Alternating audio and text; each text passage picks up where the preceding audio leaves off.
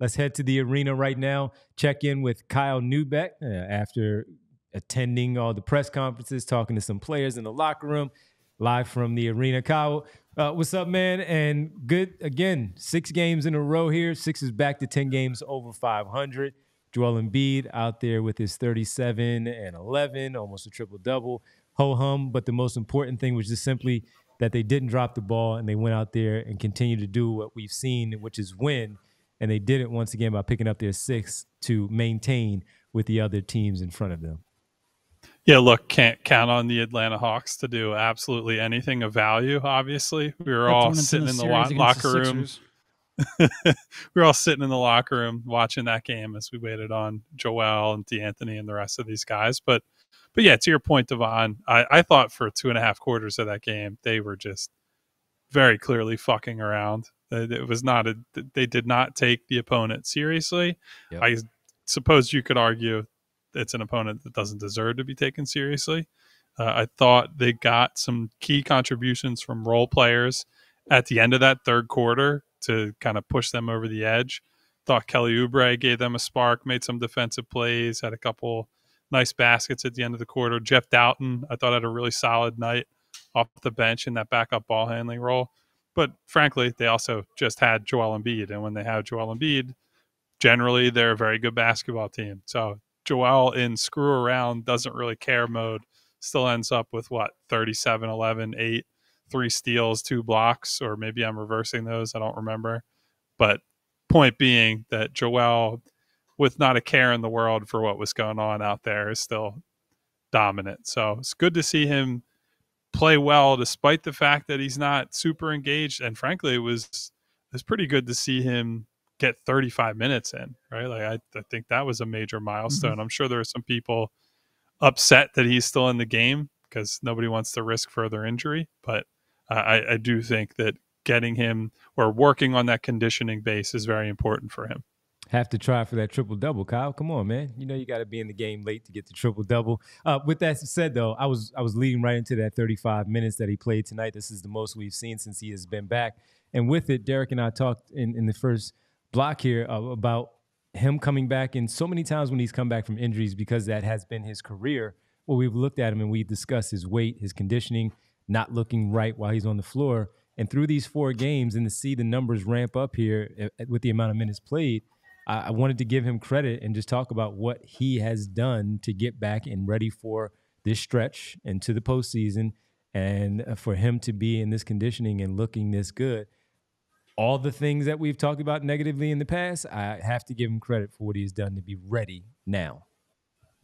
Yeah, look, we said it game 1 when he returned. I thought in terms of how he looked physically, it looked like he took whatever conditioning he could do very seriously while he was hurt. Now, that doesn't mean that you can run and you can do all the things to get in game shape.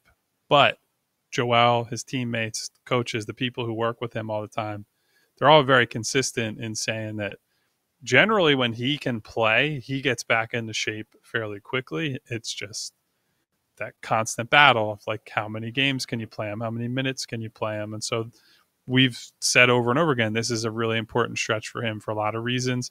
Getting into rhythm, finding some semblance of chemistry with Lowry and Hield and these new guys that are going to be pretty big parts of the rotation, assuming they're in the playoffs, but at least at minimum in the play-in.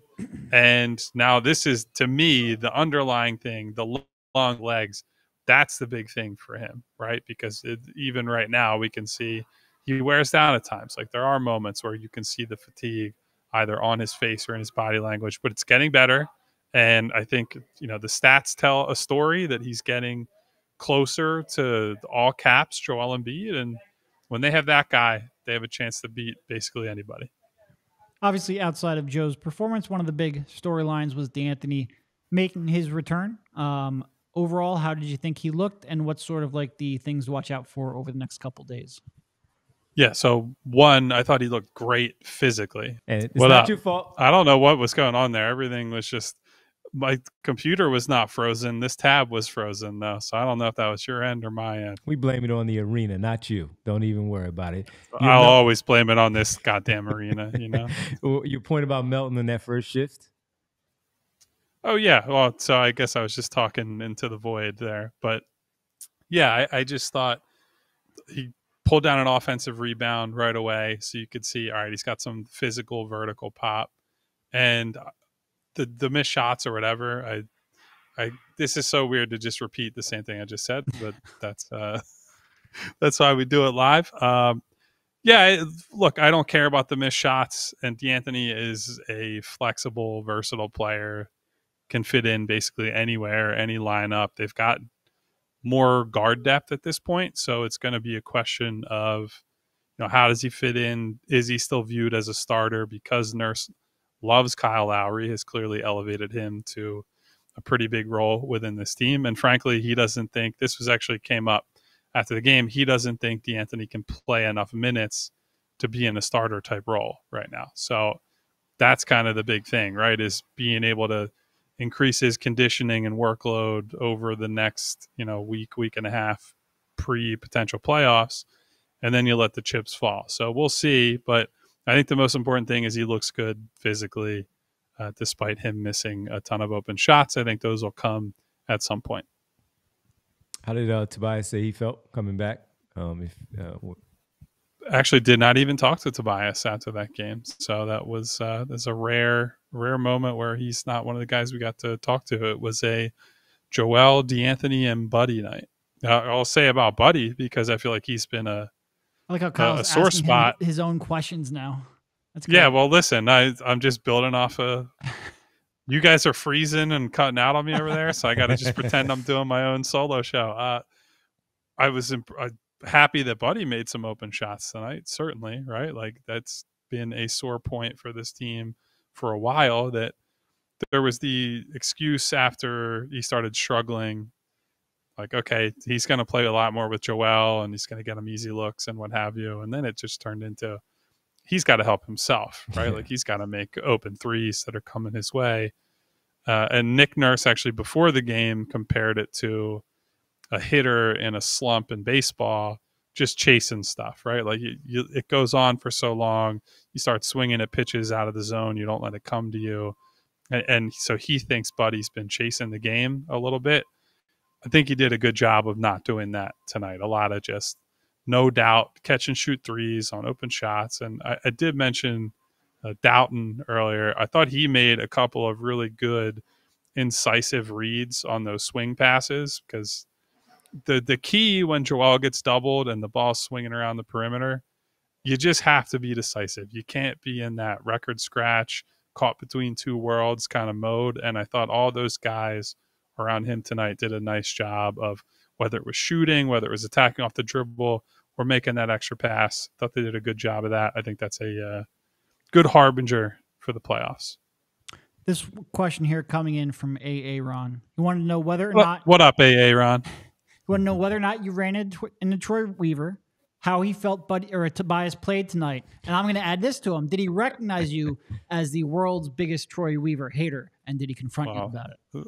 I can't confirm or deny if Troy Weaver's even here, let alone if I saw him. So I would highly doubt he even knows who I am. So I am the number one Troy Weaver hater. So it is possible. But yeah, I would imagine he was happy that Tobias Harris pulled down double-digit rebounds, because I was pleased to see, hey, look, you're not having that good of a game offensively. Go out there and do something else. Do something productive. Thought he did okay. Yeah, absolutely, man. Well, you were watching the Hawks game. If you didn't see the rest, of course, that was the one that mattered, where Orlando also lost. And they're making things interesting, Kyle, with them losing this game. They have Milwaukee tomorrow on the second night of a back-to-back in Milwaukee, here in Philadelphia on Friday, and then Sunday hosting Milwaukee. So while we've talked about some of these other teams, we have not really looked at Orlando and the possibility that they can drop all the way out into the play-in because the Sixers hold the tiebreaker.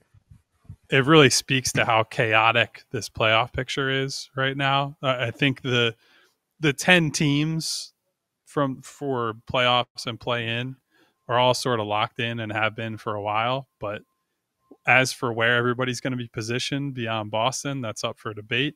I think the key thing is that those 2 games against Milwaukee, Giannis went down in their game tonight with an injury.